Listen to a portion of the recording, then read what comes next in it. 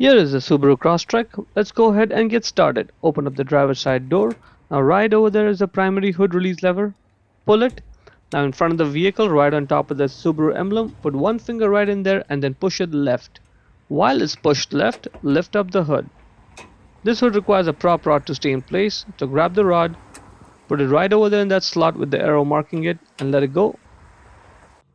Now once the hood is open, that is your primary fuse panel. We need to get this cover off. There's one clip over here in the front, one in the back. Press them both one by one and get this cover off. For the fuse panel, underneath the cover you will find the bunch of spare fuses. They're gonna come handy in just a minute. And that's the fuse puller over there. Just grab it and get it out.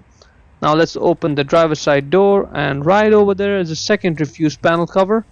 Just flip it open and then just pull it to get it out of the way completely, and off it comes. We're going to focus on those two fuses, cigar lighter and 12-volt outlet. The idea is that very likely your problem is caused by a bad fuse, and the good thing is we have a spare fuse, so we'll pull the fuses, check if they're good or bad, and then replace them if needed. That's a 20 amp fuse. Put the fuse puller on it and then pull it. As soon as the fuse is pulled, the power in the outlet's gone, and this is the fuse for the outlet that's outside, not the one in the center console, the one that's outside by the gear shift. This fuse is good because the center part is not broken. If yours is broken, that's a bad fuse, and the good thing is we have a spare 20 amp fuse. Now remember to always replace a 20 amp fuse with another 20 amp fuse only.